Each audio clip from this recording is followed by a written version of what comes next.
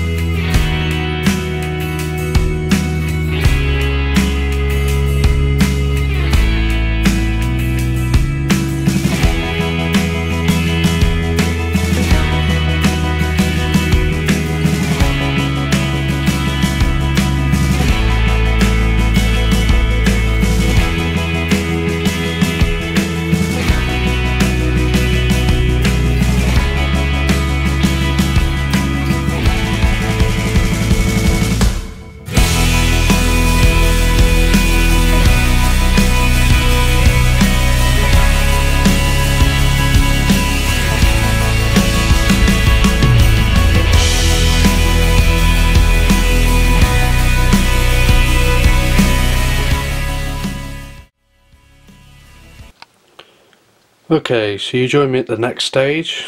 As you can see, I've added all the newspaper where I want it to go, and it's pretty much buried all the card structures that I put in. I've also left this blank at the moment. I haven't decided what I want to do with the castle just yet, so it just leaves me with a base that I can work on later. But I'm quite happy with how the rest of the hill is looking, and I immediately think it makes the track with that curve look 10 times better. So yeah, so now we're ready to add the plaster cloth. Now I've unwrapped it here, and this is how it comes. It's essentially just a bandage, and what you do is you cut that into strips, soak it with water, and then you just place it on the onto the newspaper there, and you let that dry. You put a couple more layers on, and you'll have your landscape. So what I'll do, I'll leave a couple of clips showing me applying some of the strips. It's worthy of note that it's better to cut the strips into smaller pieces. Like with the paper, it's very tempting to use a very large section, but you don't get the realistic terrain. So it's actually better to use smaller pieces and layer them up slowly, and you'll see that in a minute anyway.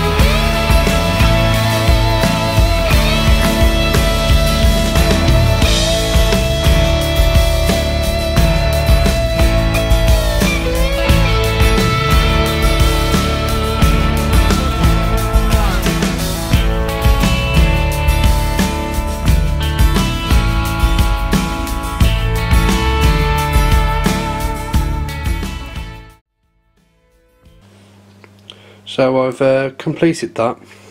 I've put a single layer of plaster cloth down, and I'm quite happy at the moment with how it's looking. It still needs smoothing out, and that'll come in the second layer. But what always amazes me, how this quick and easy process can suddenly give you landscape. What I've also done, and this is worth bearing in mind actually, when you come to wash up your bowl, you'll find a layer of plaster at the bottom. Don't tip it away, because first it'll block your drains, and secondly, rub it on your fingers over areas which are quite large, because it will strengthen the section. And what you can do, I've done it there as well, it'll dry and it'll be a firmer area of ground. Of course you're adding the next layer anyway, but it stops it going down your sink and blocking, and it's going to some good. Also what you'll get is you'll get a load of plaster collect from what you've cut. Again, don't throw it away, keep it. I'm keeping it until I do my next layer, and then what I intend to do is I'll rub it over the gaps in the cloth, and you'll get, as I say, a nice strong bond with your plaster. So it's wet now, so I'll leave it for about 24 hours before coming to add the next layer.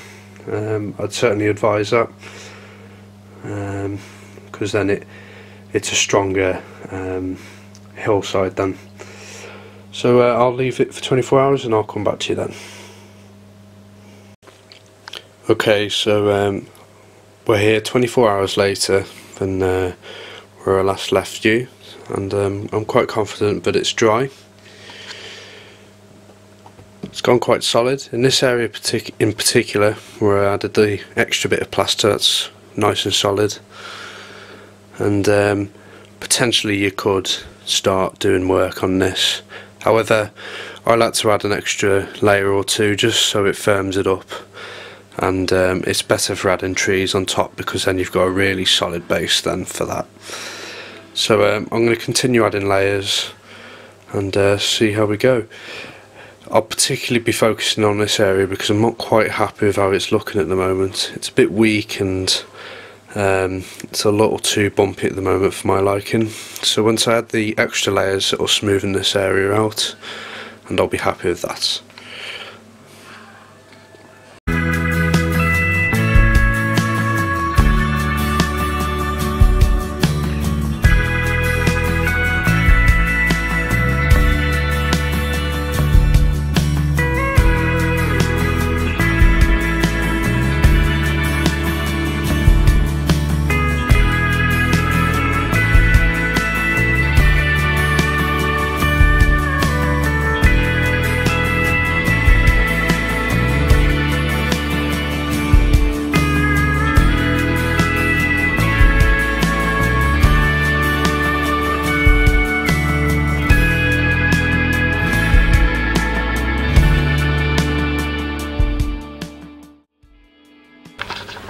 So now you join me after the addition of the second and third layer, and as you can see the landscape's changed once again.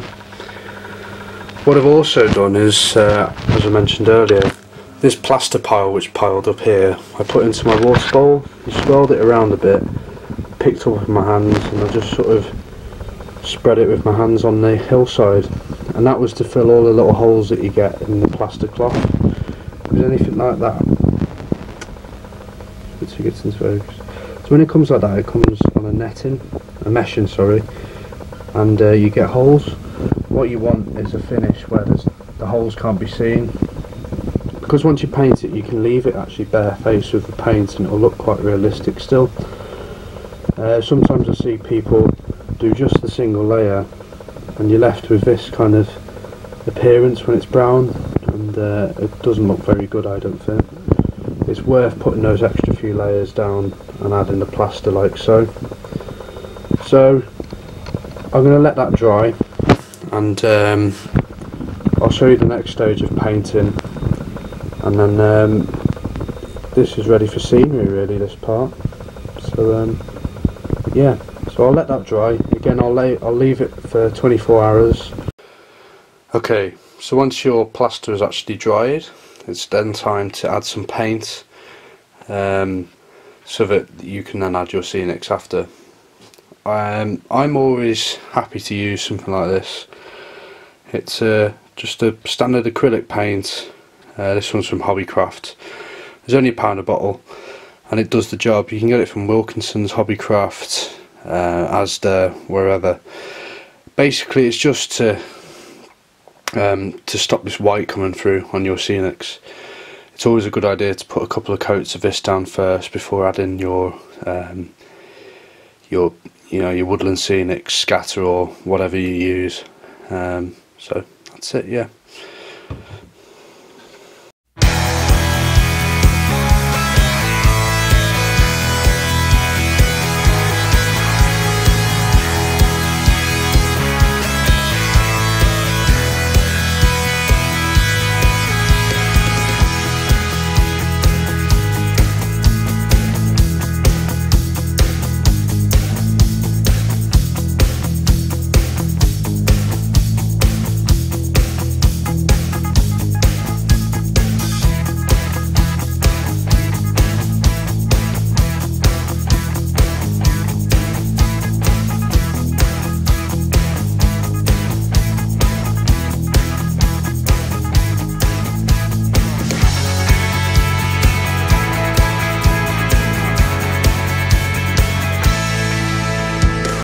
So here we are again. The first coat of paint's just been put down, and I'm already quite happy with how that's looking. I'm just going to be waiting for that to dry now before I can add another coat. But yeah, overall I'm happy with that. So in my next video on the landscape, I'll cover how we had the scenic material on there, whether that's the ground cover itself, the static grass, bushes, foliage, trees. I look forward to doing that bit because that's my favourite part of the hobby, actually, adding all the green material down. So yeah, thanks for watching. I hope this has been helpful, and feel free to comment, and feel free to subscribe and like the Facebook page as well. But that's it for me now. Bye for now.